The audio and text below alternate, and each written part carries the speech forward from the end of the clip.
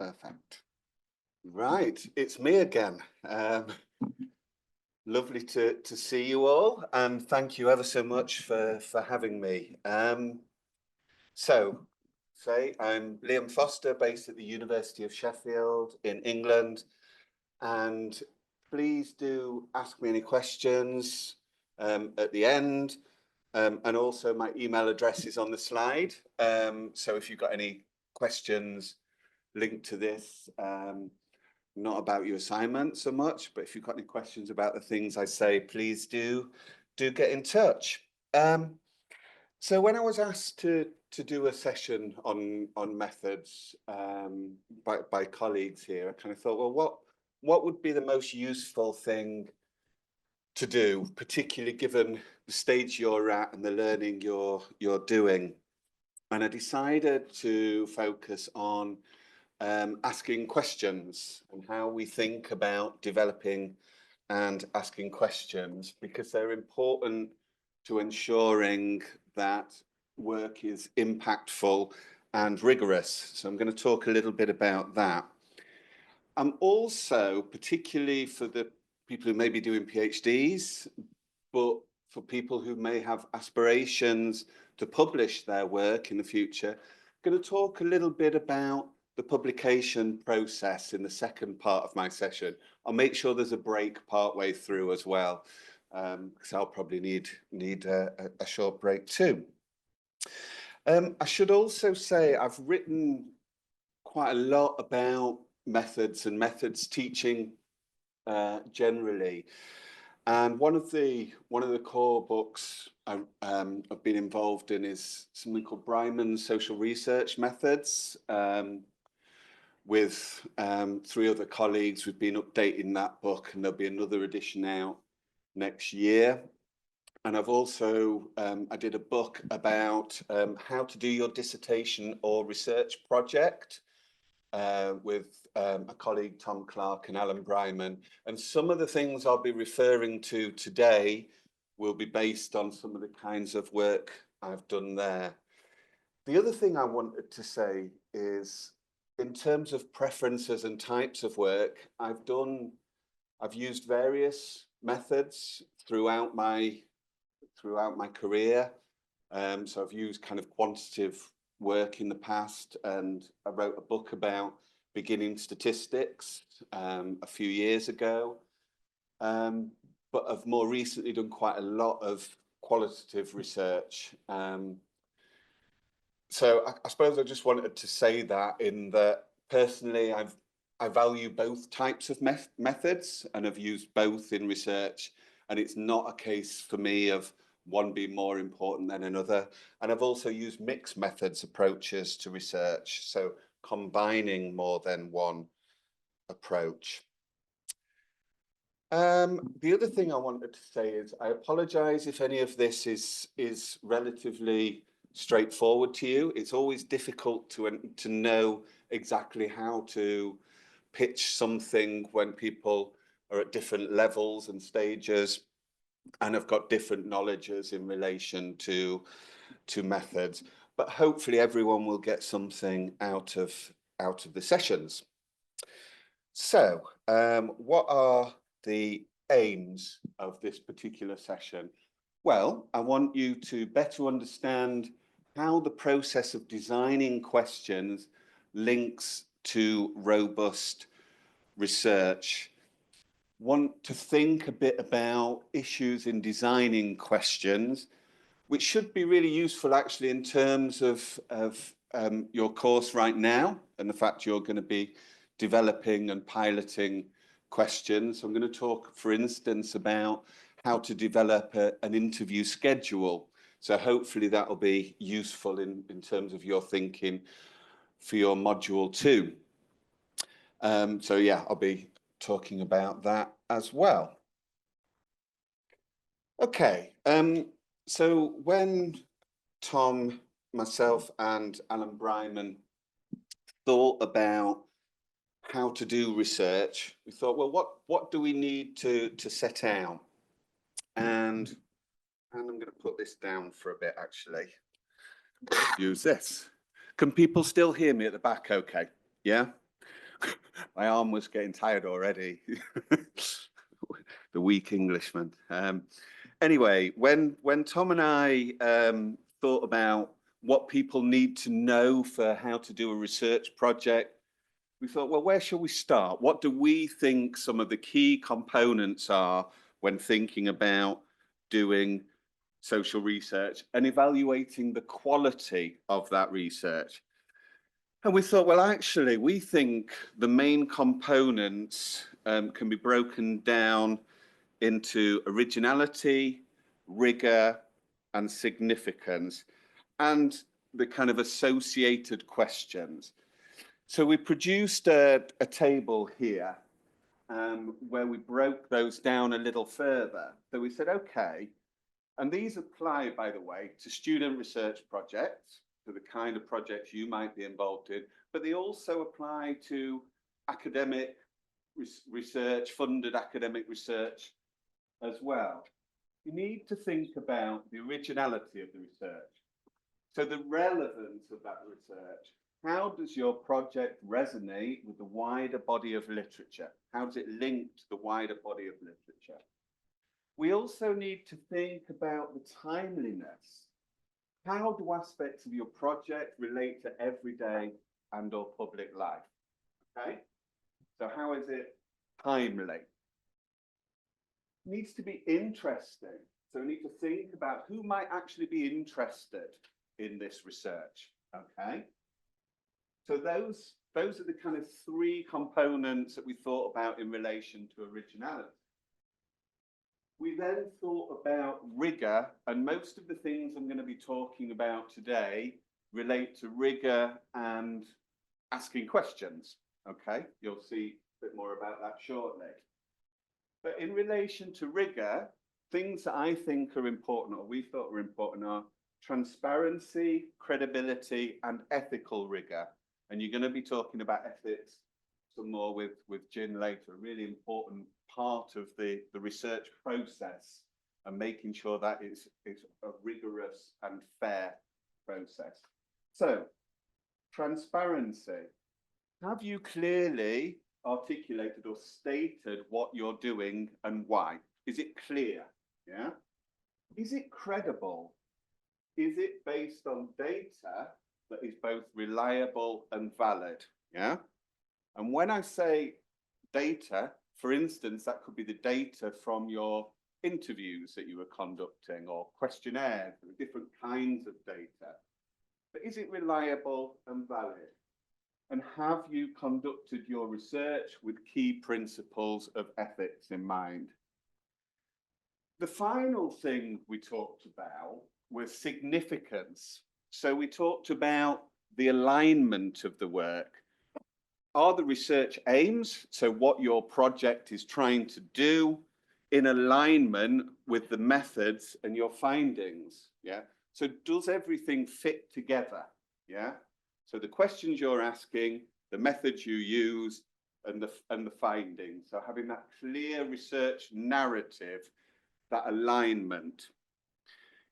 To what extent is it transferable? So to what extent can we think about your research findings in the context beyond your research? So what kind of influence might it have? And that links to the contribution. Okay, and this is something that is important within the context of having impactful research.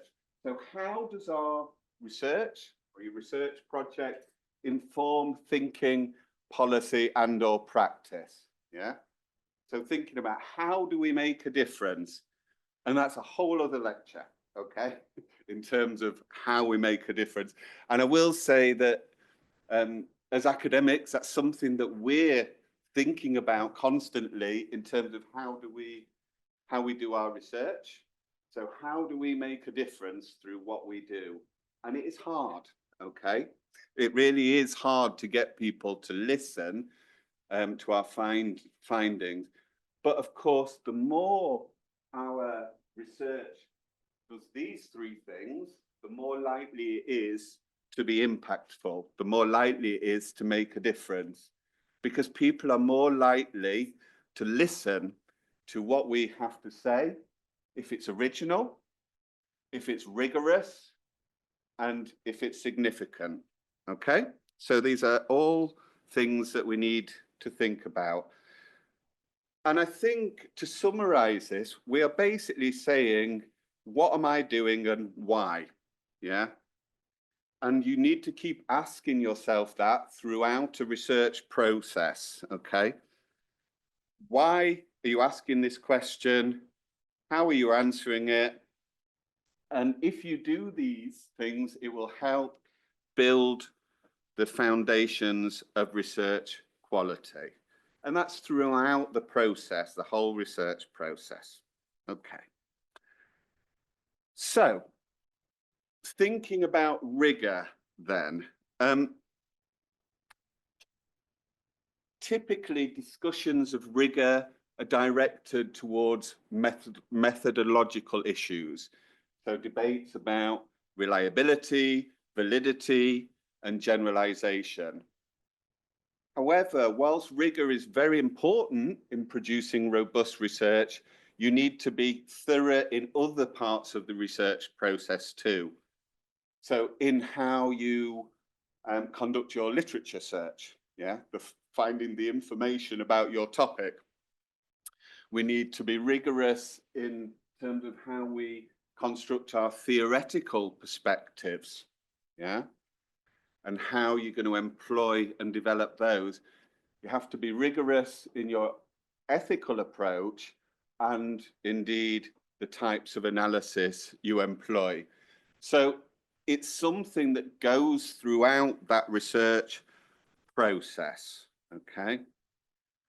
And you need to think about whether the techniques you're using, the research data collection techniques, are appropriate and sufficient to substantiate your claims, okay? So can you answer the questions that you're asking using the data you've got? And I'll talk a little bit later about recognizing some of the limitations of our work as well and limitations of data, particularly when you're conducting a smaller scale research project as a student. There's a limit to how much data you can collect, okay, and what you can say from that data, and we need to recognize that. So I now want to move on to a particularly important aspect if we think about rigor, and that is in relation to planning the interview process. Now, interviews can take various forms. So they can be more structured in approach. So if you had a more structured survey-based interview approach, they tend to have set questions, okay, that remain the same for everybody, and it may take the form of a questionnaire, yeah? It could be semi-structured, whereby there is some structure and you would tend to have an interview guide. And I believe for your assignment, you're going to be working with a semi-structured interview approach, okay? And I'll talk a little bit more about what an interview schedule looks like, which can help you with that process of conducting a semi-structured interview. There are also unstructured interviews whereby you have a broad theme and essentially you ask questions around those themes. Orders can be all over, the direction can flow more easily in different ways. It's less structured than either a semi-structured or a totally structured interview. Yeah. So that's kind of broadly talking about some of the kinds of research. You really do, though, need to think about the different steps in developing your interview schedule or planning your interview. What is it that's puzzling you? Once you've done that, what are the specific aims and objectives? And then start to kind of develop those broad topics of interest, yeah? And that's something we're going to talk about in developing a research interview guide. So I've talked a little bit about different types of interviews, and the different types of interviews, whether it's structured, semi-structured, unstructured, have implications for the types of questions you will ask, okay? And what I would say is the talk I'm doing today is probably more focused on semi-structured interviews, but there are also a number of principles and important aspects that I'll talk about today in terms of things like how to develop a research question that are also important if you are developing a questionnaire, for instance. Things like the language you use, yeah, and making sure questions are clear. But I thought when thinking about an interview guide, which basically provides a framework to inform the context and direction of the interviews, which in some ways will appear relatively fixed on paper, it can actually be dynamic, yeah? So for instance, with an interview guide, you'll have a series of questions, but you may find that in asking those questions, your interview participants start talking about something that you were actually going to be asking in 5 questions' time, yeah? That is okay, absolutely fine, and that is understandable. With a semi-structured interview, you have that flexibility, yeah? Now, as long as you're asking the same sort of questions, but what that does mean is that you have to be kind of, I suppose, a little bit dynamic in terms of how you deal with the interview process.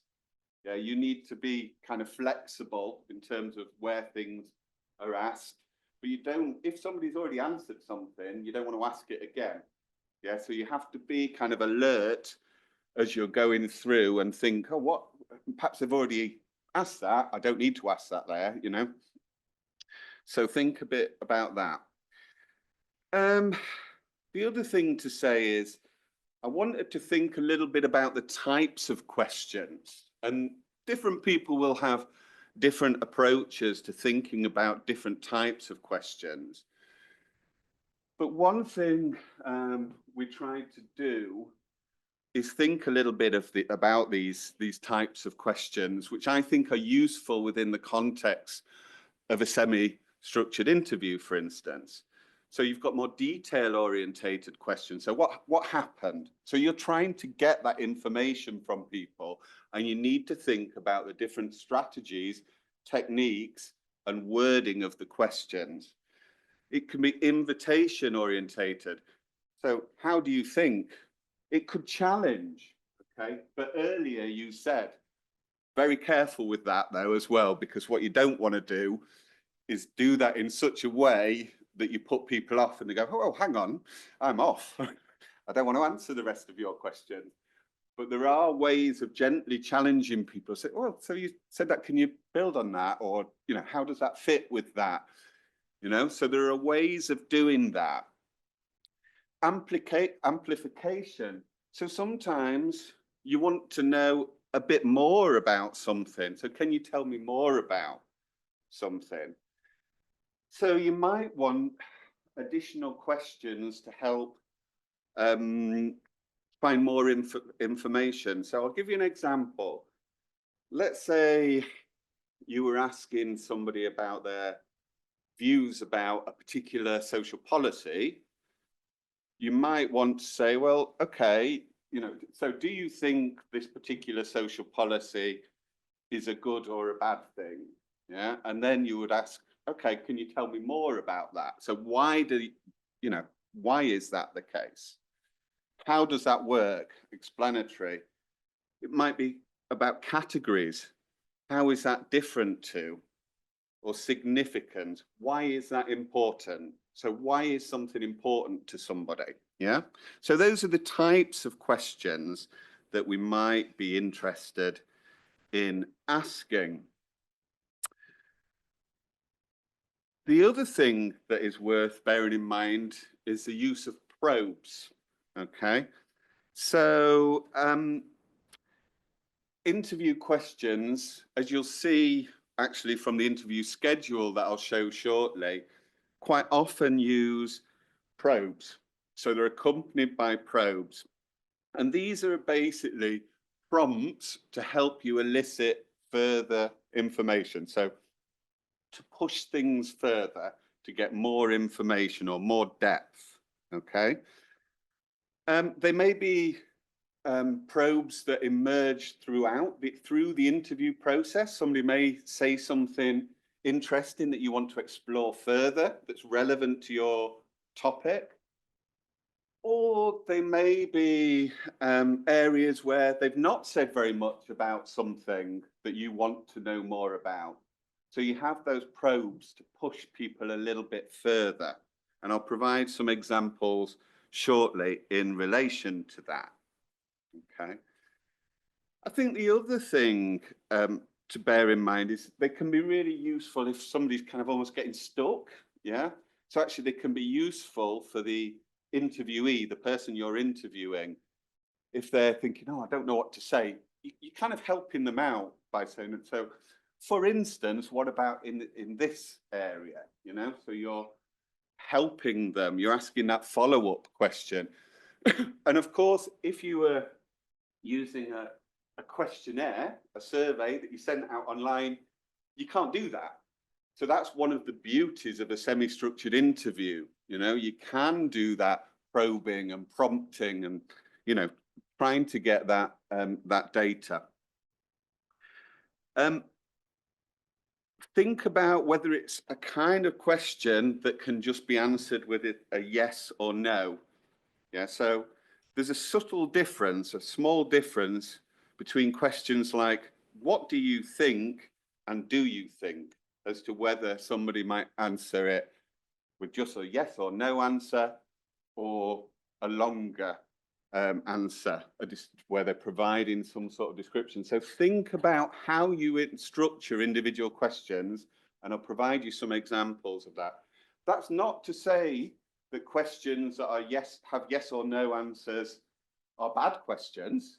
You know, sometimes you just want to know, is somebody this or that?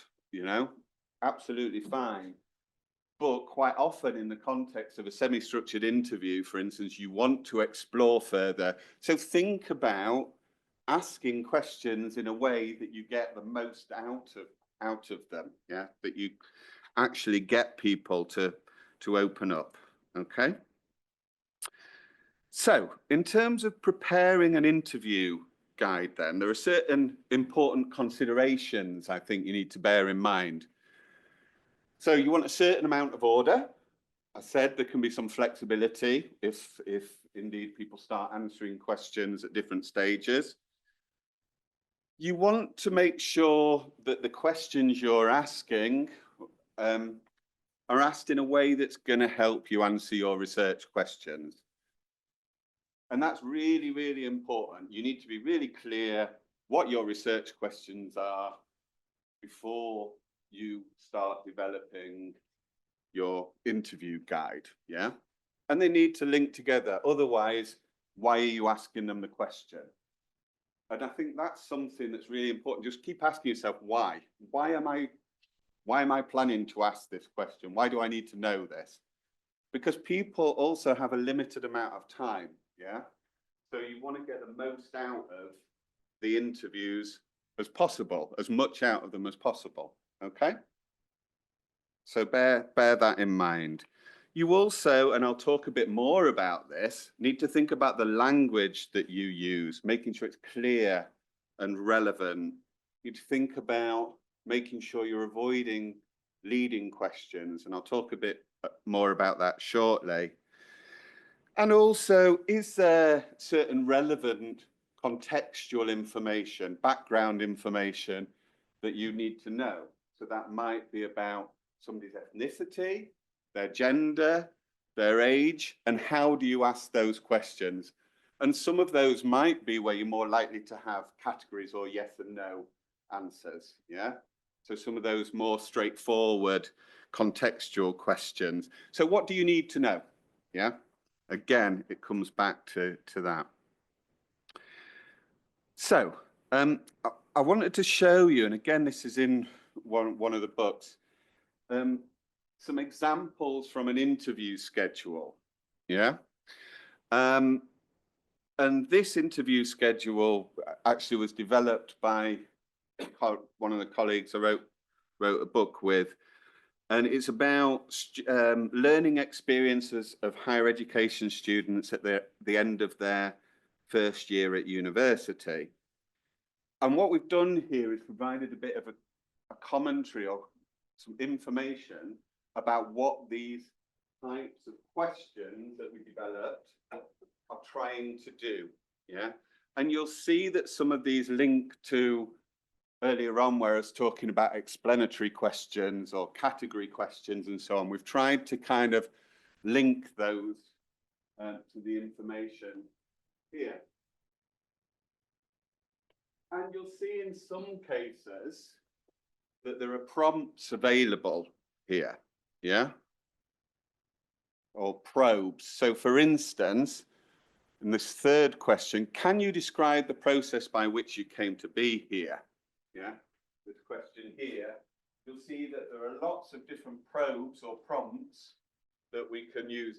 If people don't automatically talk about these things, but we want to know more, we've got them there to use, yeah, for that process. The other thing should say is when you're conducting, so at the start of the interview process, make sure that they understand the purpose of the study, things like what's going to happen with the data you collect from that interview, and make sure that they're happy to be involved in the project. Yeah. So that involves ensuring they've signed the consent form that you're going to be talking about, I believe, in the latter part of the lecture. So are they clear? Even if they've signed everything, you know, and they've read an information sheet, just check they're clear that in terms of what's going to be happening in the interview, that they can withdraw at any stage as well. And that there might be questions they don't feel comfortable answering. Yeah, and I'll talk a little bit about that in a bit. But, you know, make sure you're clear that they can, you know, not answer things if they don't feel comfortable. Okay. So this is an example of the kind of questions. Continued it here. Again, you can see in some of them, there are certain prompts that can be used. So facilities, you might want to know more about certain aspects of those facilities. Okay. And you can see some of the kind of terms, how, why, you know, what kind of terms we use in the way we're asking those questions. And I talked a bit about how you start an interview. So making sure people are at ease and they know what's going to be happening, roughly how long it might take and so on.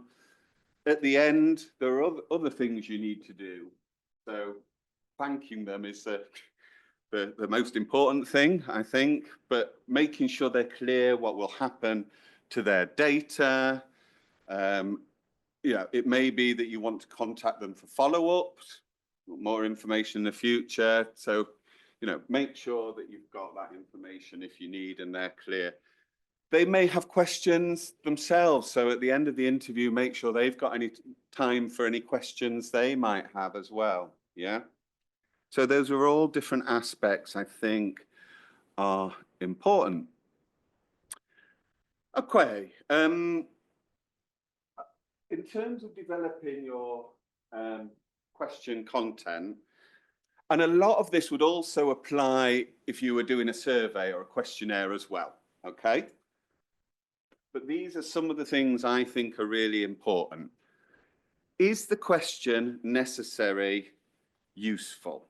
Okay, so for instance, you're asking somebody a question, do you need to know the number of children they've got under the age of 16, if they have children under the age of 16, or do you need to know the age of each child?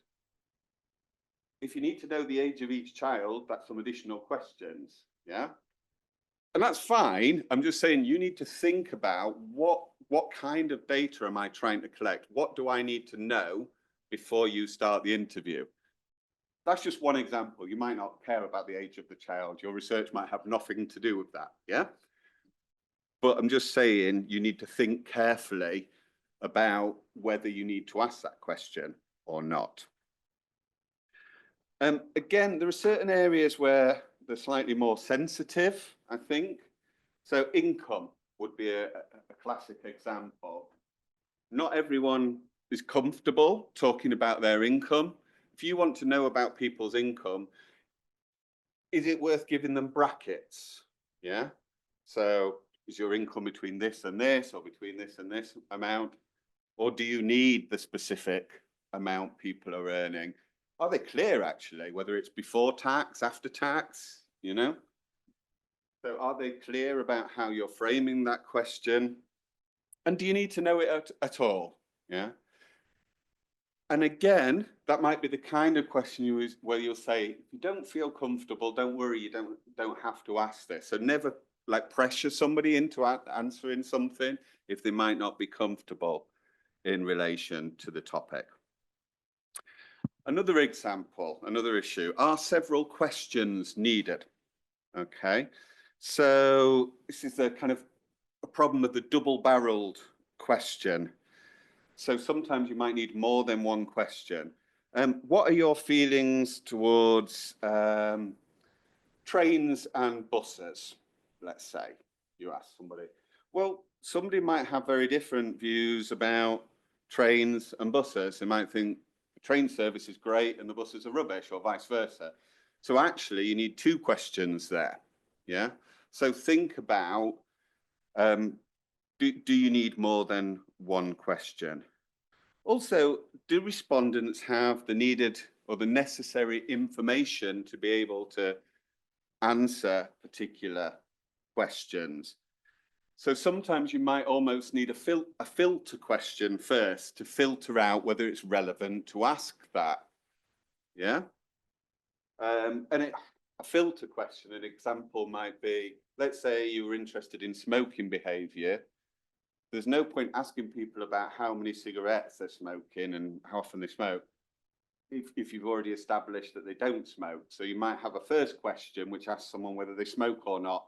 And then if you find out they do smoke, you can then start asking, okay, so how many do you smoke on average a day? Do you see what I mean? So it's that next stage. But let me give you an example in relation to this. So let's say you were interested in people's experiences of the job centre, so where people go to find information about jobs, yeah? If you ask somebody, do you think attending the local job centre in person is a better source of information than the job centre online? Well, actually, if somebody's never used the job centre online or in person, that's a problematic question. How can they compare if they've not used them? So again, you might want to establish first what they've used and what they haven't. Do you see what I mean? So you just need to think a little bit carefully about how you're developing questions. Does a question need to be more specific? So another example might be, do you like listening to music? Now, I'm guessing if I ask that question, probably pretty much all of you would say yes. Yeah. So actually, how useful is that question? Is it more, do you need to establish more? So what type of music do people want to listen to? Yeah. So obviously it depends what you're trying to find out. But you know, you need to think about, is something specific enough? So for instance, if you had a question about elder abuse, actually, do you need to be more specific? What kind of elder abuse? Are you interested in financial elder abuse, physical elder abuse? How do you make sure the question is asked in such a way that you get the kind of information that you need? And And of course, sometimes questions can be too general as well, yeah? And that can be an issue when we're thinking of timing in relation to questions and how we use time. Is a question biased or loaded?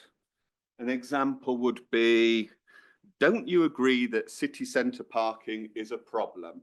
Yeah, you're pushing people already or giving your views in relation to a question already. So you need to think about how you phrase the questions you develop. So alternatively, you could say, what is your opinion about city centre parking? Yeah, and get them to open up about it rather than you saying, don't you think it's a problem? Yeah, so think about how you're asking questions. And again, will people answer truthfully? So income's one area. Also, sexual behaviour is another area. You know, sexual partners. People might be not want to talk about certain kinds of topics. So do you need to ask that question? How important is it to what you're asking? And if you are, how do you ask that? Again, is it about categories or, you know, how do you develop things? Think about the wording. So can wording be misunderstood? Can a question be misunderstood? And again, the beauty with a semi-structured interview is you can then, if somebody doesn't understand something, at least you can re-ask, yeah? But, you know, that takes time. So the more you can make sure you've got clear questions in the first place, the better. So for instance, if you're interested in someone's nationality, do you want to know if somebody is English, British, European, or whatever? What are you wanting to know about? Yeah. If you want to know about somebody's marital status, do you want to simply know if they're married or not married, or do you want to know if they've been divorced or widowed, or, you know, so what do you need to know? Yeah. And again, that's thinking about designing the questions in a way that's relevant to your research topic and those initial questions. What assumptions does your question make? So for instance, let's say you're asking somebody about what social class they are. That assumes, well, you may be quite happy with them coming up with their own definition of what they think class is, but you may want to give them some guidance if it's about occupational status of people's parents or their own occupational status, you know? So you may again want to use some categories to assist in that process. Or there are certain assumptions you're making. Is a time frame specified? So for instance, if you were asking a question like, do you think the government will raise interest rates? Like, well, whatever. Yeah, of course it will. You know, do you need a more specific time frame? Yeah. So think about the kind of time frame and whether it needs to be specified. Sometimes the wording can be too direct. So again, this links to ethics actually. Particularly if you're dealing with particular groups or sensitive topics. So let's say you were exploring bereavement and grief. Yeah, you would have to be very careful how you ask those questions. You'd have to ask them in a sensitive way. Again, then you might, you know, don't worry if you don't want to answer this question. So think about how direct your questions are. Negatives in questions and how we ask questions, and certainly double negatives.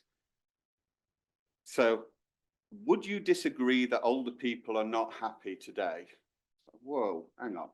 You know, so think about making sure you're asking questions in the most simple way you possibly can, yeah? In a way that's not going to confuse them. And again, there are other issues. So thinking about memory questions, you know, how long are you expecting them to remember back in relation to something? So think carefully about how you frame questions in that respect, yeah? So you could use landmarks, you know, since COVID, or, you know, depending what you want to find out. So let's have a look at a question. Right, so this was a question used in the Royal Commission of Population in 1949. It said, has it happened to you that over a long period of time when you neither practiced abstinence nor used birth control, you did not conceive? Yes or no? Anyone have any thoughts on that question? Do we like it? Any problems? Yeah. Anyone got any thoughts on what might be a problem with it? I think it's too long. Okay. Yeah. It's a long question. Yeah. Absolutely. Thank you. There's too many negatives. Too many negatives. Yeah. Good. Excellent. Anything else? Pardon? Sorry. Yeah. Absolutely. Yeah. So there's multiple things going on in this question, isn't there? It's long-winded. Yeah. How many times? Yeah. Temporality. How long is a long period of time? You know, there's lots of things that aren't clear here. Yeah. So this is what you need to be doing when you're developing. I'm not suggesting you would ask this question, by the way, but you know, when you're developing your interview questions, you need to be thinking of these kind of issues. Yeah. Other things that I think are quite interesting, or different approaches that can be used, and I'm not suggesting you'll be using them, but I think they can be interesting approaches. You can potentially think about using things like vignettes, and they're essentially kind of brief descriptions of an event or an episode that can be used to ground an interviewer's views and accounts of behavior in particular situations. So for instance, if I'm interested in people's attitudes towards saving behavior, okay, sometimes, and this might also apply in a focus group situation if you're doing an interview with more than one person at once, you might, rather than starting off with asking them questions about themselves, you could use a vignette, so where you provide an example of a person, another person's behavior, essentially an example, and then you ask them to what do you think about this, and then they'll start opening up about that person, that made up person potentially situation, and then that'll help you get into the questions about themselves. Yeah. So you're asking them, what do you think about what that person did there? And they say, oh, that's really bad. And you say, is that not something you would do? You know, so that's another way of getting people to open up. And it's not commonly used, but vignettes can be a useful thing in research as well. Another thing that I think has become more frequent over the last 10 years or so is photo elicitation. So using photos to generate discussions. And this is and there are other things you can do. So you could use art as a way of generating discussions, particularly if you were, and this is another opening up an ethical issue, but if you were doing work with children, yeah, you could use drawings to help encapsulate what they think, yeah. But photos is another example. So I know somebody who's doing some work with people who've got dementia, older people with dementia, and they get them to use photos in their interviews to help generate and help remembering actually as well. So what's important? You might say, well, what can you remember a time that was important to you, and they brought a photo along and can use that to help discussions. So there are different. I suppose I just wanted to mention that there are different things that you can do within an interview context, yeah, to help generate discussions. But that's not to suggest that, you know, these are kind of common approaches. So let's think now about an imaginary project. I'm gonna let you read most of this, certainly the specific research question. So this is a project Students can be vegans too. So for those who aren't familiar, a vegan is somebody that doesn't eat meat and fish and also doesn't have eggs, cheese and milk, yeah? So it's different to a vegetarian. A vegetarian is just somebody who doesn't eat fish and meat. I'm a vegetarian, but not a vegan. And you can see that in this project, these are the questions, the specific research questions that this made-up student came up with, okay? The questions about stigma and university environment, how did it influence being a vegan? Okay. And remember, you'll have access to all of these slides afterwards. So don't feel as though you're having to remember everything or write everything down. So these are some examples of bad or not great questions in relation to this, okay? So what makes them bad or not great? Well, some of them are closed questions where you're not getting much out of it. Closed questions can be all right, but sometimes it limits the amount of data you can collect. Some aren't entirely relevant. So for instance, are you a vegetarian? Well, you're interested in whether people are vegan, so why ask someone if they're vegetarian, you know? So are questions actually relevant to what you're trying to find out? And I think some of them are leading in terms of how they're asked as well. So yeah, just bear that in mind. So I think these would be better questions to ask in this particular instance. So why are these better? Well, there's more space to create their own narratives and direct the discussion more. They're not too leading, and the participant won't be influenced to answer in certain or expected way. And you'll see there's an example of a probe as well in this particular one later on. But earlier you mentioned that. So you want to know more about it, you can ask for more information about it, yeah? So those are some examples of good questions. Now, I'm going to put up some examples of limitations of some questions. So this is from a survey research handbook by Ulrich and Settle. And what I want you to, and I've adapted some of these, I'm going to give you just like 5 minutes, something like that, to just discuss these with the people around you and see. What I want you to do is think, what is problematic about these? And is there anything, how might you ask them differently? Yeah? And we'll get through some of them and then we'll come back as a group and discuss them. Yeah? So 5 minutes, chat to the people around you, have a look at these.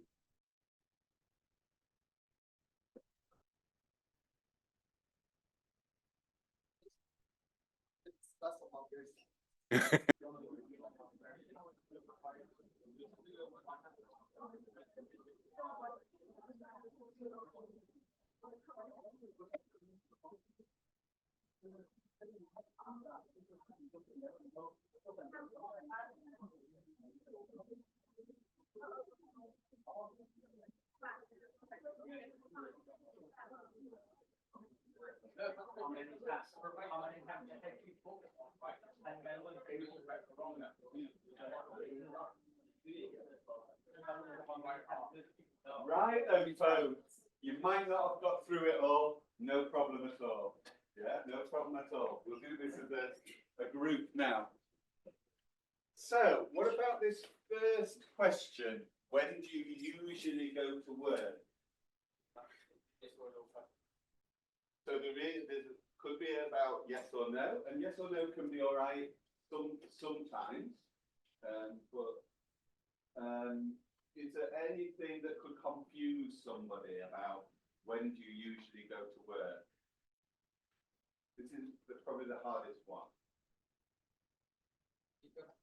we have not defined their work or not. Yeah, so what does work mean? That's a good question. Absolutely. Weekend or the weekday. Weekend or the weekday? Yeah, that's another thing you might think about. Absolutely. Is it when they set off from their house? Is it about they start at 9 o'clock? You know, or they start at yeah, so time. What are you actually wanting to find out? Is it clear enough? What about the next one? When was the last time you went to the doctor for a physical examination on your own or because you had to? So all right, too long potentially, and there's more than one question. Yeah, you might want to break that up. So what about the next one? What emotions were evoked by perceiving the spectacle? Do you even know what that means? Okay, so the language there is too complex. Yeah, you could simply say, yeah. How did you feel when you saw that? You know. So when you're asking these questions, you don't want to be wasting time having to re-explain to somebody. They're not going to be pleased if you ask questions like that. Okay. What about this next one? How many times did you go out on a date with your spouse before you were married? Hard to memorize. So there's an issue of memory question. What might be an alternative here? Does anyone think what might be a better question? Twice a month or once a week. Okay, so different ways of thinking about frequency. So, you know, how thinking about, was it monthly, weekly? But that could have changed throughout the dating process. So sometimes it might have been weekly, sometimes it might be monthly, depending on where they work, for instance. So there might be some challenges with that. You might be better actually talking about how many years actually did you date before you got married, or how long were you dating for before you got married? Yeah, that's more. Somebody's more likely to know. Oh, we got together in this year and we got married in that year. They're not going to know how many times they went on dates. Well, most people aren't anyway. Yeah. What about this? Do you regularly take vitamins to avoid getting sick? Any problem with that? So we've got a leading question, yeah? Yeah. What if they're taking vitamins, but it might be about something else? Do you want to know why they're taking the vitamins? I don't know. What about the next one? Do you advocate a lower speed limit to save human lives? Do we like this question? Any issue? Pardon? We use human life, so it has some change to your activity. Yeah, yeah, interesting. Yeah.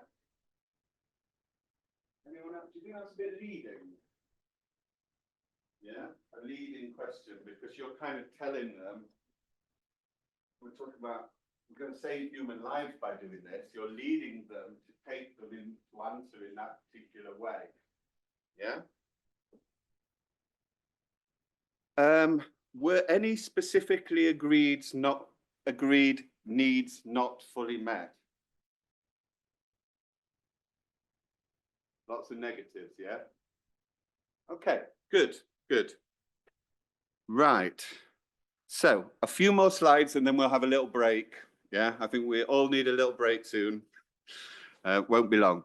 So what are some of the criteria that we need to be a successful interviewer? Well, we need to have knowledge around the particular area we're talking about.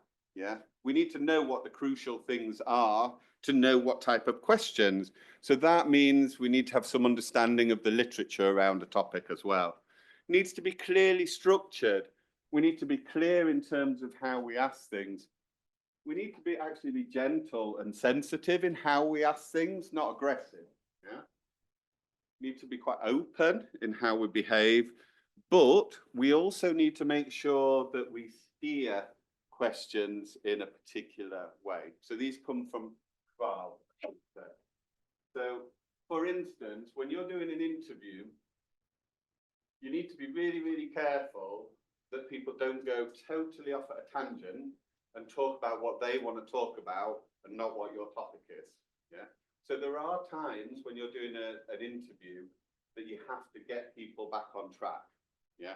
Bring them back in. So you need to steer people to answer the questions you need to be answered, not for them to suddenly go off and talk about something else. So sometimes you might say, oh, that's interesting, thank you, but I was wondering about this, you know? So you have to use those strategies to make sure that the focus is right. Wells talked about being critical.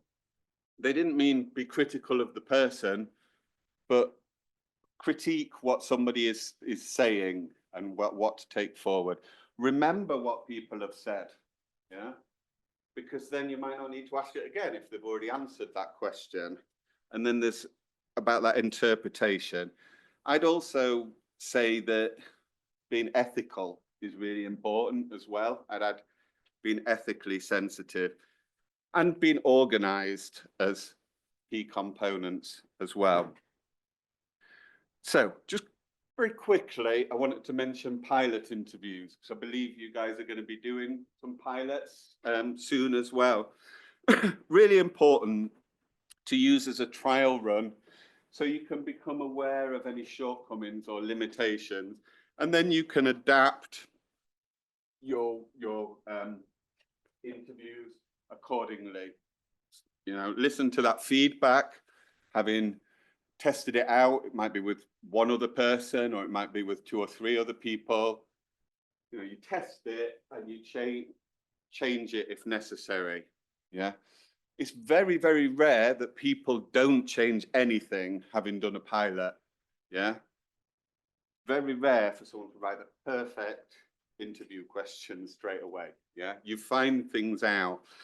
And there are different ways of finding those things out. And a lot of these, I've included some that would also apply if you were doing a survey. Yeah. And let's say someone was doing it online. So in that particular case, you might want to say, well, is the covering letter, the information provided with it clear? Yeah. Is any instructions clear? Particularly, again, if it's an online survey that you're doing, are the instructions clear about what you've got to do? If you've got to tick certain boxes or write something out, do they know where to write it? You know, all of that kind of thing. Were people willing or able to answer all of the questions? And if not, why not? And again, within the context of a semi-structured interview that you're conducting, you're going to know that from the way, well, you're going to be more likely to know that from how they've responded. Yeah.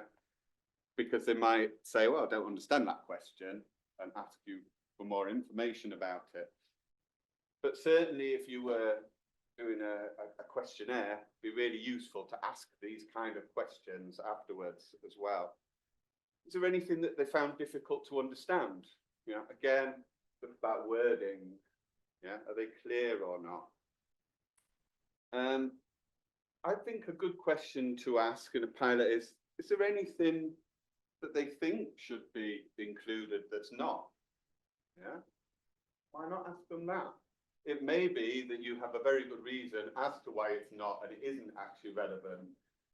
But there might be something that's useful that they say that you think, actually, yeah, I should include something about that. I've not thought about that. Yeah. And of course, the more familiar you are with the topic, the less likely you are to miss things. Again, if applicable, is the layout clear? You know, you might ask them about the order of the questions and whether they found that appropriate. Yeah. And any other comments. So pilots can be really, really useful, I think. So things to consider while you're undertaking the interview. Okay. What needs may they have? That might be about access needs. Might be you need to make sure you've considered things like power relations. How are you going to make things as comfortable as possible, particularly if one person is much more senior or out in a more powerful position in society, for instance. Think about noise and where you are. Where are you doing it? You know, what kind of interruptions might there be? So it might be something as simple as putting a do not disturb sign on a door in a university room, you know? So there are all of these kind of things to think about. Equipment as well, really important, particularly if you're recording an interview. Have you tested the equipment? Have you charged its battery? Perhaps you want to record it on 2 devices just in case there's a problem with one, you know? So just being really prepared, and that's why I kind of talked about being organized, making sure you're really prepared. And I've known lots of people have these kind of issues, okay? And I've had some of those issues in the past. I remember once doing an interview with a woman, and it was in a hotel, like lobby, and it was too noisy. And I'd not thought this through, you know, I'd not prepared really. Yeah, I won't go into the rest of the details, but anyway, you've got to be a bit careful. Your own biases and your own opinions, got to be really careful here, you know. And I talked about the way we ask questions, but also it's the way we react and our facial expressions. You know, if somebody says something, you've got to be really careful not to act really shocked, you know. You know, so think about how you're behaving and not to come across as kind of judgmental. Can be a challenge maintaining the focus in asking the questions. So I talked about people going off and talking about different issues. Can be a real challenge if you're novice, if you're not an experienced interviewer, making sure you're focused, okay? Can be challenges around sensitive issues. We've talked a little bit about those already. And then the transcription, okay? Could be difficult in terms of hearing. So it takes a lot of time to transcribe, to listen, and to get it all down. So again, that's why you don't want people talking about lots of things that aren't relevant to your research, because then you're going to have to write it all up from the transcription, you know? So you're going to be wasting time. So those are some things to be aware of. Yeah, other things. So I've talked a bit about ethics already, and make sure people are clear in terms of ethics. Make sure at the start of the interview you're clear about how long it's likely to take. They may well have a time limit, and if you've said before that it'll take a certain amount of time, you should stick to that, you know? So think about a person's time. Think about the order of the questions. So do you want to start with more straightforward questions? Yeah, and then move perhaps once you've kind of established a bit more of a rapport, so once somebody's a bit more used to you, you can ask the kind of the harder, perhaps a little bit more sensitive questions. So you start on the easier ones to get people to open up. Sometimes that might be a bit more those kind of basic factual questions that are you know, so they're used to talking to you. Put here about whether you're disagreeing with the interviewee or not. And again, I think you've got to be a little bit careful in terms of how you challenge or if you disagree. So be a bit mindful of that. And if something is a bit more challenging, you might want to leave that till later on. You want to be patient with your questioning and not too pushy. Try and build that rapport and be reassuring and supportive. And act interested, you know, even if it's a bit boring what they're saying, you know, you need to be engaged with what they're saying. Yeah, the other thing I would say is you might not end up, and I've said about people might answer things in different orders and things. They might start talking about something that you plan to ask about later, and you don't need to ask it again. But actually, there might be times where somebody's only got a certain amount of time and you're not going to be able to ask all of the questions. Yeah. Now, that's not ideal. You want to be able to, and your pilot will give a sense of how long something might take. Yeah. But there might be times where you sense it's going to be longer than the time you've said. You can always ask them partway through and say, oh, you know, this is taking a while. Will it be okay to go on a bit longer, or shall we make sure we finish then? So checking with people. And then if you do have to shorten it, think about which of the questions I must ask. Yeah. So think carefully about that. Yeah, and be prepared to return to things if you want to find out more about them. And try not to participate in the exchange too much. Yeah. And this is actually important when it comes to transcription. I've had this before where it's almost as though there's too much of me talking in an interview, explaining something about pensions or whatever in far too much detail. And then they'll just go, oh, yes, yeah, that's fine, yeah. You know, so I don't want to be like transcribing everything I've said. I'm not the interesting one. I want to hear what they've said. So that doesn't mean say, you've got to obviously ask the questions and sometimes explain things, but you know, you're not there to quote yourself. You want to hear what they say and get their data. So be careful about how much you are involved in it.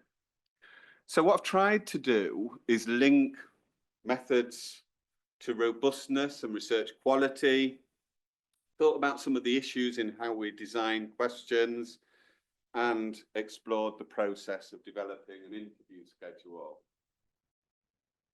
We're going to have a break in a minute, but does anybody have any questions before we have a break? No, you can always grab me if you need. And I don't expect you to remember everything either. It's been a lot of information. Right, great. What should we have, Tim? 10 minutes? 10 minutes, right. Thank you for listening so attentively as well. Oh. Right then, folks. We'll have about another half an hour of me, something like that, and then we'll get back to the main attraction, and Jin will be back on with ethics. One of the things I wanted to talk about was getting published. Okay? When I was at your stage, I had no idea about what getting published was and what to do in academia. Now, I'm aware that some of you are interested in potentially going on to do PhDs or maybe going into academia. And I thought maybe it'd be interesting to tell you a little bit about the publishing process. Yeah, even if you don't go on to publish, I think understanding the process that articles that come out in journals have been through is also quite interesting, because it's not just a case of an article, so you write it and then suddenly it's in a journal. There's a process that it goes through. And I wanted to talk a little bit about that process. Okay. So, and I'm not entirely sure if this is recording anymore. No, it is. I think we're all right for people who aren't here apparently. So, what do I want to do? Spend a little bit of time, if the slides will move. Right. Well, the slide doesn't want to move. Yeah, don't know why. It definitely been recorded as well. I clicked something. Mm-hmm.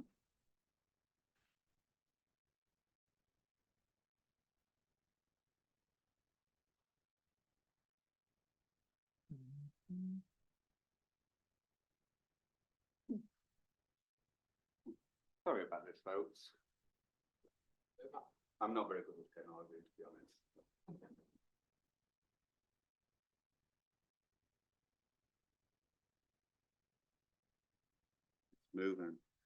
Thanks, boss.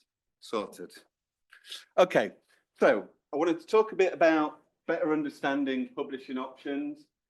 Want to also reflect on your own position in relation to publishing.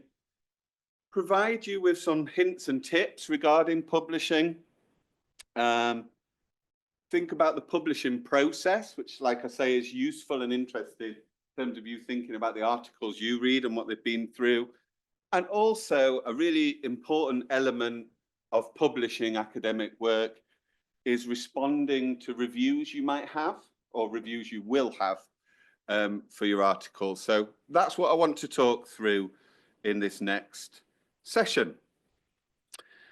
So maybe rather than doing this as a discussion piece, given that we've just had a break,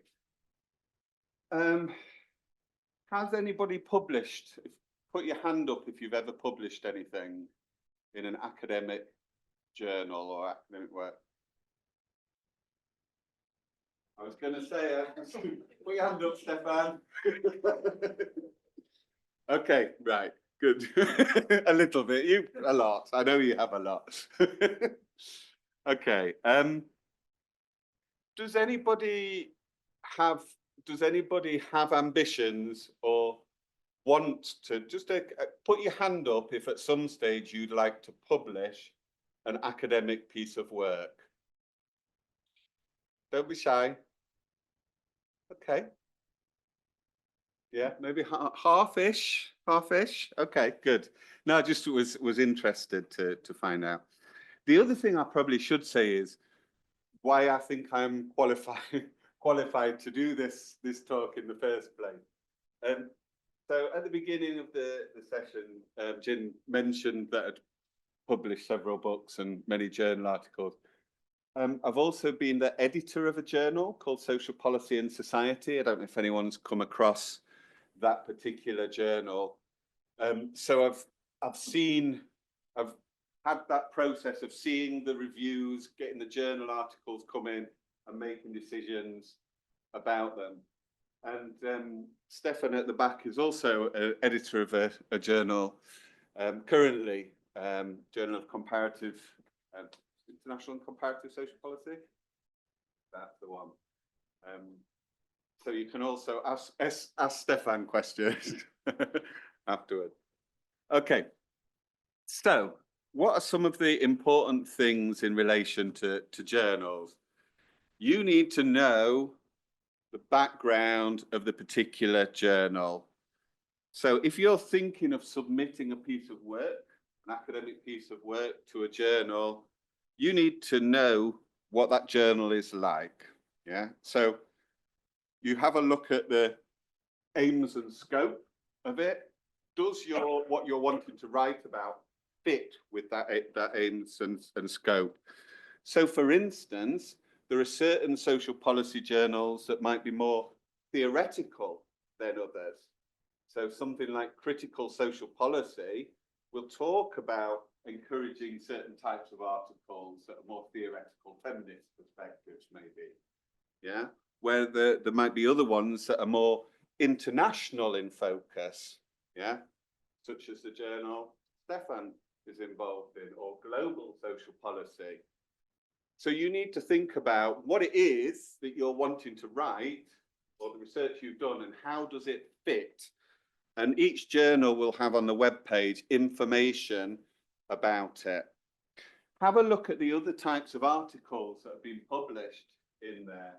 And actually, if you decide to submit an article there, think about making reference, so in your reference list, to other articles that fit, not just any article, but other articles that are relevant that are in that particular journal.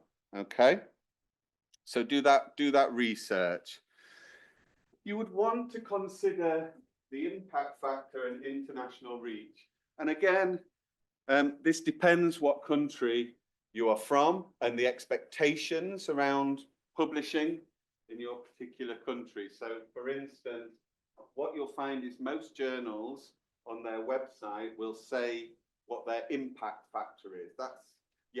Each journal has to apply for an impact factor. It goes through a kind of, the journal is reviewed to decide whether it's allowed an impact factor, which normally takes some time to do it.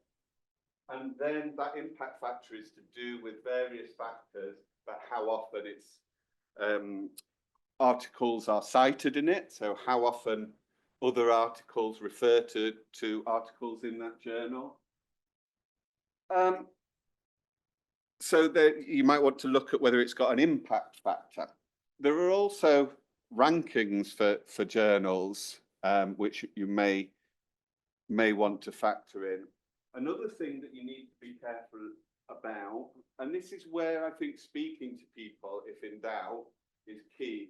So a number of what's called predatory journals now. So, for instance, every week I will get 2 or 3 emails saying, we've read your work, Professor Foster, would you like to publish in our journal? And actually, it doesn't go through a rigorous review process. So work is normally, your articles sent out to people, doesn't go through a rigorous review process. And often there's a charge associated with it as well, a publishing fee. So you may have to pay 1,000 UK pounds or more in some cases. So if you get approached by a journal, always be a little bit wary and speak to somebody who knows about these things first. So speak to an academic, for instance. But really worth bearing in mind. There is a question about whether to be modest or be brave put here.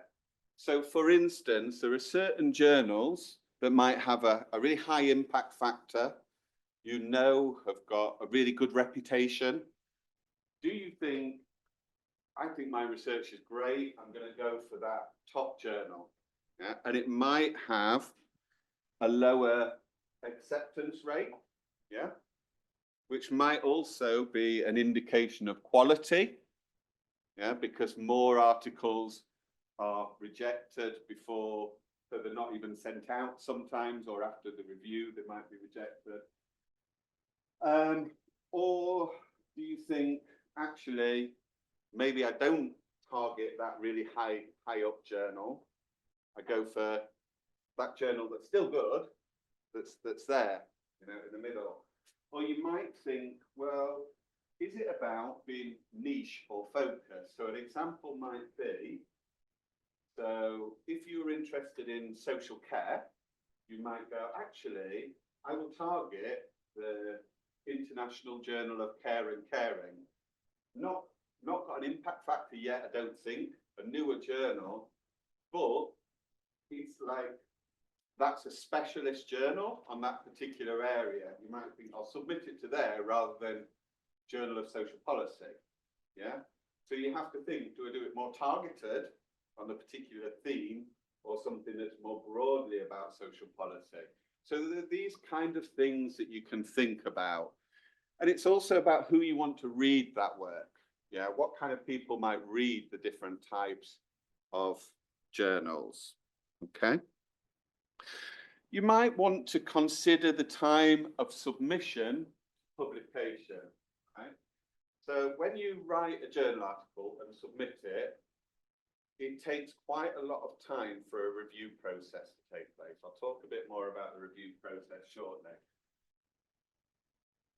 But it can take quite a lot of time to find out whether it might be going to be accepted, or you've got to make some changes, or what's going to happen with it. What you will find is some journals will talk about the average time or average number of days from you submitting a piece of work to you finding out what's going to happen with it, those first reviews, yeah? And they'll have it on their website. Some journals tend to take longer than others. If something, and by the way, it depends on how easy it is for journals to find reviewers and things. And sometimes it can take a long time for one particular article, which means the average goes up. But it might be something, if you really are keen to get a publication sooner rather than later, you might want to take into account how long the average time from submission to publication is. Okay. The other thing I would say is follow the submission guidance carefully. And this is something that always bugged me when people would do the references in a different style to the journal style, wouldn't care about the spellings they were using, like loads of simple mistakes, would include figures in a way that we told them not to in the information. So read all the information before you submit an article and make sure you're listening to what you've got to do. So journals are really common in an academic context, right? A common way for academics to show their research. There are other ways, okay? And I wanted just to mention some of those. So sometimes you might want to do a book review. So some journals will ask for like 800 word, 1,000 word book review. Yeah, and that can be a nice way to introduce yourself to publishing something in a journal. It's not as prestigious as an article, it doesn't go through the same rigorous peer review process, but you can sometimes get free book out of it as well. Yeah. Conference papers, yeah, and that could be a student conference.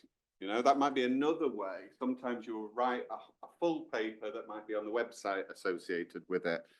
Okay, get feedback, get known about that particular area. Other student journals, yeah, that might be relevant. I know, for instance, York University, where Stefan used to work, had a student journal. There may be other student journals, a way of kind of testing the water, you know, getting yourself into that experience. It may be that there are places where you can use blogs or online magazines, yeah? So if in your research, your master's research project, you come across something interesting, you might be able to propose writing a blog about it. And it's, again, good experience. You write it in a different way. I won't go into how you write different things, but you write it in a different way to a journal article. There may be professional associations, newsletters, magazines, and so on. Yeah, so think about different ways you can get your research messages across. Yeah, and who might be interested in it. Another thing sometimes people will do, and this is more likely to be in the context, for instance, of if you would go on to do a PhD, or the person here doing a PhD, sometimes someone will turn their PhD into a book afterwards. Again, you need to be a little bit careful of predatory publishers. So people get in touch saying, we'd love you to write a book on this, and actually that publisher hasn't got a good reputation, and they're after charging you money out of it. So again, you need to be a little bit careful. Sometimes you can write book chapters in edited collections. And again, that can be a really good way of starting to write. So for instance, if you were doing a PhD, or sometimes a master's student as well, may write a book chapter with a supervisor, for instance. Tends to be the stronger students where those possibilities arise, but it may be they want to involve you in that kind of process. Can be a good way of getting noticed as well, or being shown to be a specialist in a certain area. Then there's textbooks, so student textbooks, which can actually be useful in terms of earning money sometimes. Doesn't happen that often, but if you've got a popular textbook, sometimes you can get royalties from it. So if people buy it, you get a certain amount of money, but that's a way in the future, I guess. So getting advice. So if you're interested in publishing, if you've got work that you think is potentially publishable, and that will be work that is getting good grades, you know, or very good grades, yeah, then speak to supervisors, speak to other academics. Perhaps if you're doing a PhD examiner, you might ask them what to do with your research, or other PhD students, yeah. But discuss these things, get advice, yeah. And to be honest, you know, I still, when I want to publish, get advice from colleagues. You know, has anyone published in this journal? How was the experience? You know, did it take long? Did they like that kind of thing? Would you mind having a look? You know, so it's a useful thing to do. So what are some of the key tips when you're writing an article? Know your audience. So I said a bit about choosing the correct journal. And actually, this is probably the most common reason for desk rejecting. So when an article gets submitted to a journal and doesn't get sent out to reviewers, the editors of that journal say, no, it doesn't fit with the journal. Yeah, so again, that links to those aims and objectives of the journal. Yeah, is it a good fit? So I've had it before where I was journal editor and people would submit things that are absolutely nothing to do with social policy and, you know, expect you to be interested in it. Think about how you open it. Yeah, so your abstract and opening line. Yeah, and actually I would say, if you think back to the talk I did earlier, the beginning of the talk where I was talking about rigour, originality and so on, those can be really important in this context and powerful opener. Why is this important? Yeah, show why your research is important and necessary and meaningful.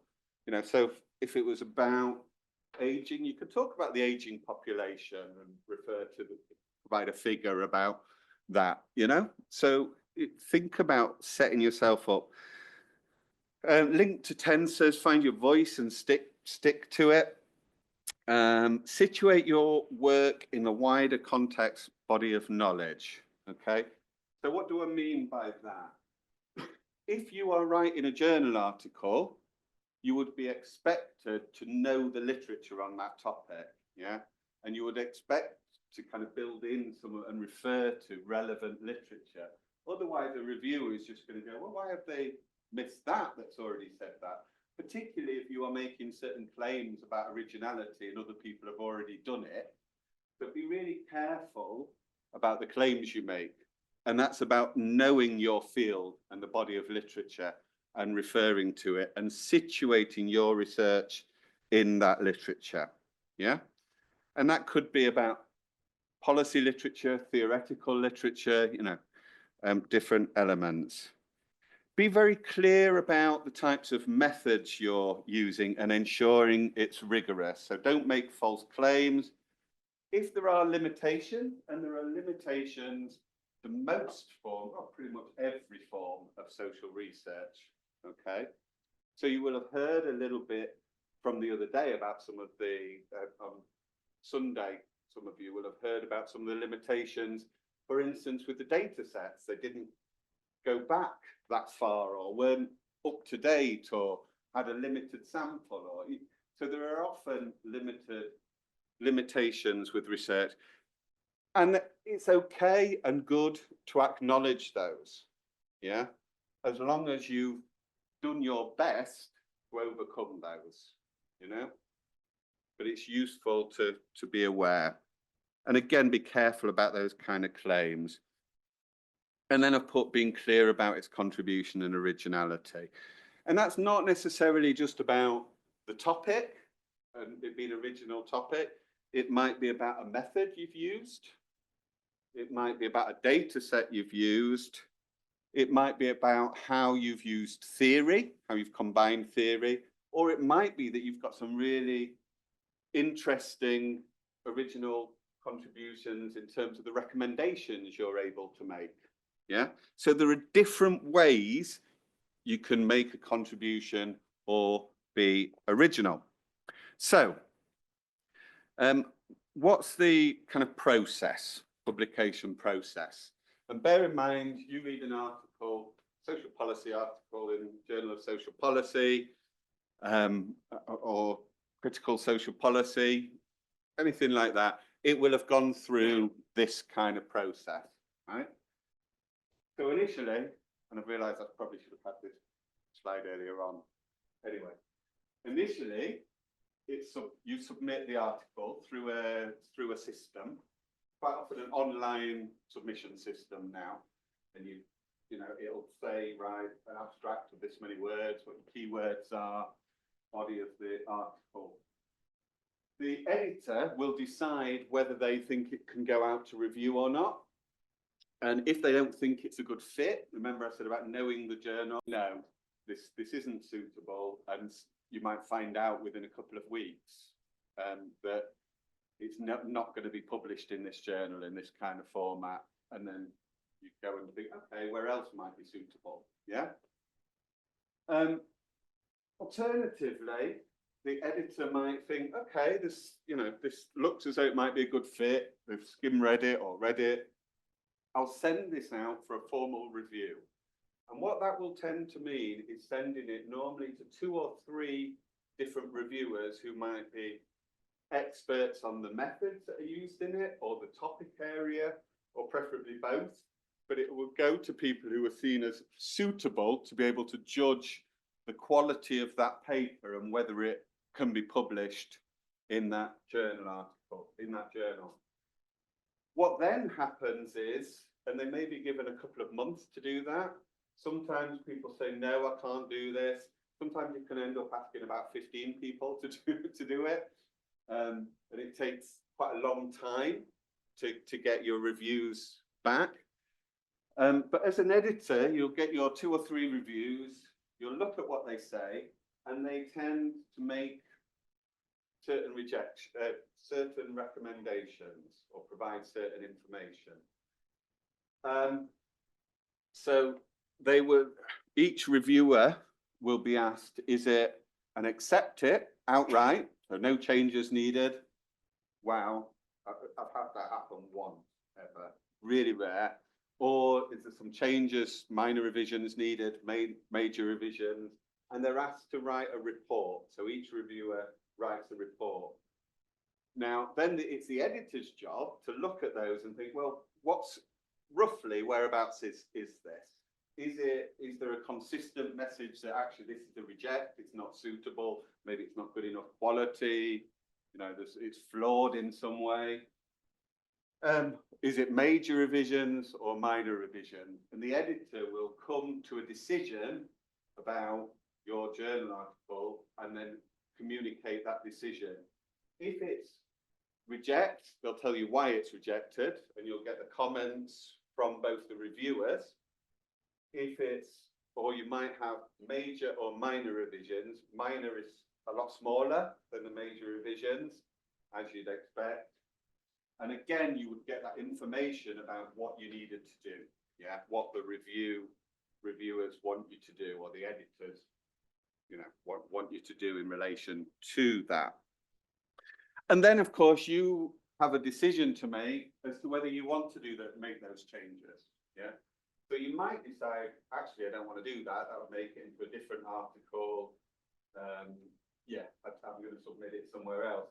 More often than not, people will try and do the revisions, the major or minor revisions, but sometimes you can withdraw a paper if you wanted to, yeah? So those are some of the different choices. You'll tend to be given a certain period of time, so it might be 3 months or 6 months if it's major, to make those changes, and you resubmit it to the journal through the system again. And then normally it goes back to those reviewers again, and they say whether or not you've addressed those comments well enough or not, yeah? And then there can be more rounds of revisions. It might go from major to minor, or indeed, having made the revisions, the reviewers might say, oh, we don't think those revisions are good enough, therefore we reject it at this stage. So you can see there's quite a process that it goes through. And it can take several kind of rounds of revisions. So when you get that feedback, what do you need to do? Well, you need to make sure that you respond to the instructions. So for instance, are they asking you to make the changes in track changes? Are they asking, and they normally will, for a letter alongside it, which says how you've addressed them? You need to think about the tone of your response, trying to be positive in how you do it. Be appreciative. You know, thank you for that feedback. That's very helpful in this respect. Therefore, I've done this. Yeah. because then bear in mind, going back to those reviewers, if you said, no, that's a load of rubbish, you know what I mean? They're not likely to not want to move forward with things.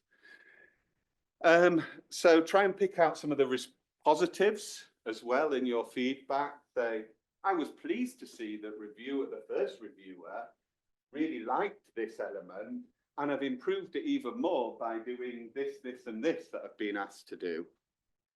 Signpost the changes. So the clearer you can be about where changes you've made are, the better. So on page so-and-so, I've changed this to this based on the reviewer's feedback. Yeah.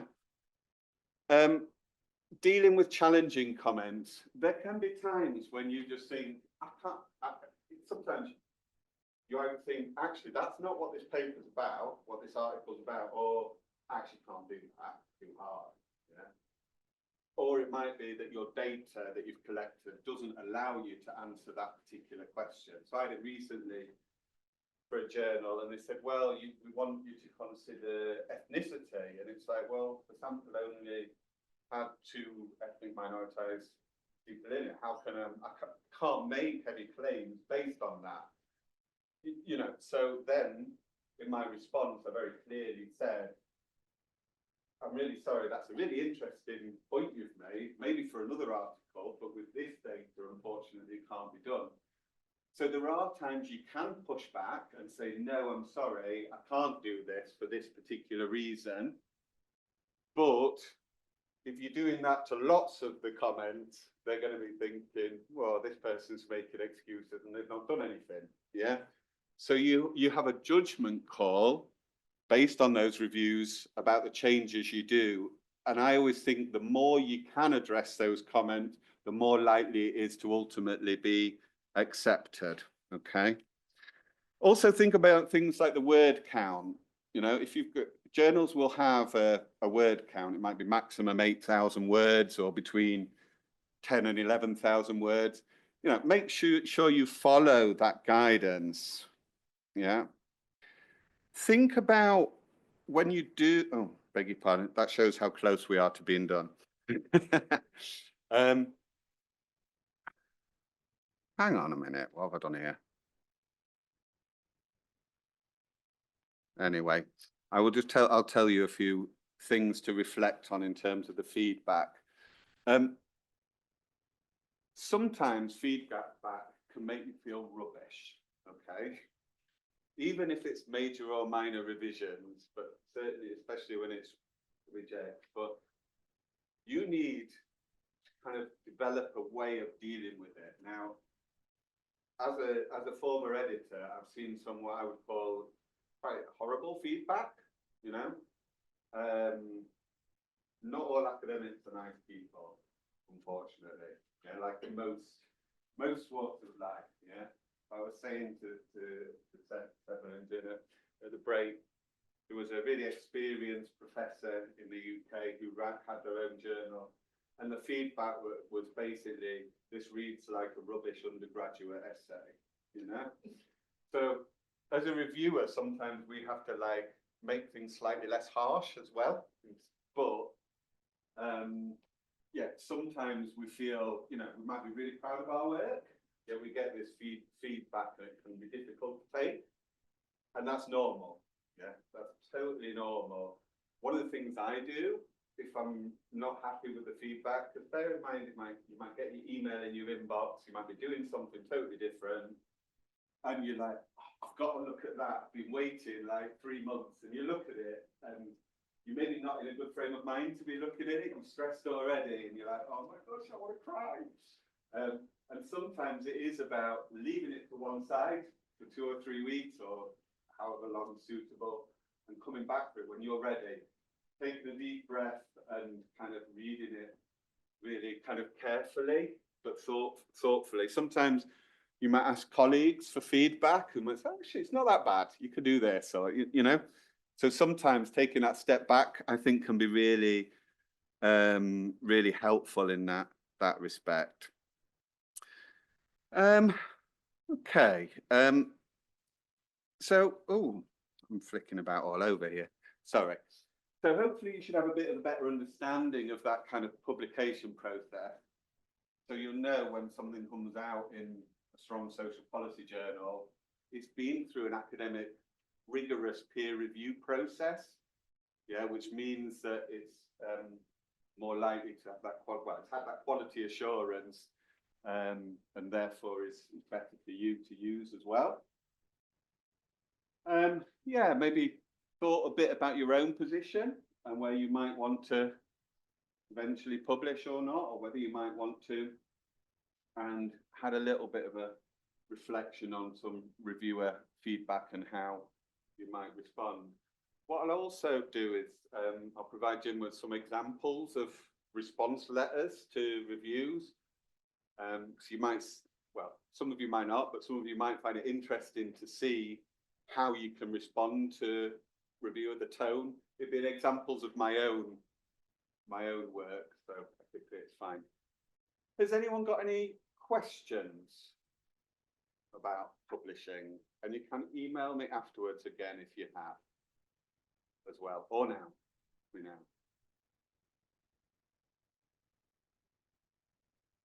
No?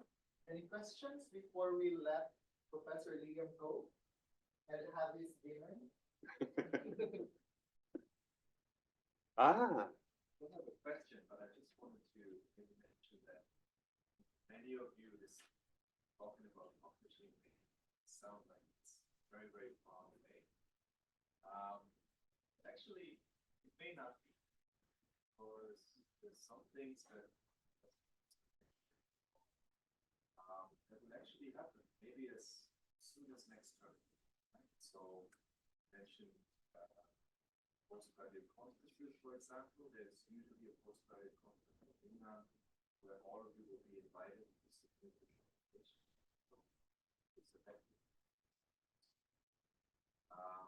We work with the project program. We make sure that the best ones will go in the library. So even if you publish in gold, the first citation or your first citable output. And it's not rare that some of the students on our program end up working on journal articles after they finish their research project as well. So there's actually a lot of opportunities that are quite close. And even if that's not the case, I think everything that you just heard about what makes a good journal paper stand out, it's exactly the same if you're thinking about your research as so knowing the journal aims would be maybe make sure that you know and you respond exactly to the answer that's given. Everything else, be clear about your methods, know your limitations, find your voice. All of these things are just as relevant any kind of I think this is actually really, really useful, not only for those who will take advantage of those opportunities, but for all of you. You all know that the next couple of weeks will be quite busy for you in preparing the research. So, need all of the information on the slides. That's so helpful. Thank you. Well, yeah. Thanks so much for your shares. Actually, I have a question about finding reports or data from some kind of channel or platform. When we're doing like paper research, and I'm kind of struggling on like I think articles will be the best way. I mean the best reference for our study. But when we are trying to looking for some data, so do you have any suggestions like for us as a student, like which kind of platform to use those data are more suitable? Sure. Yeah. Sure. No, that's a really good question. So they were asking about where might they find suitable data as well as journal articles and books and things.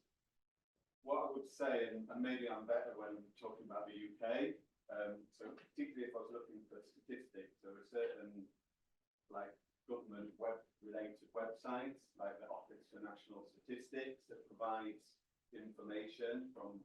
And there's various data archives that you can access information from. Sometimes, I don't know, some courses might encourage you to do this, and others might not.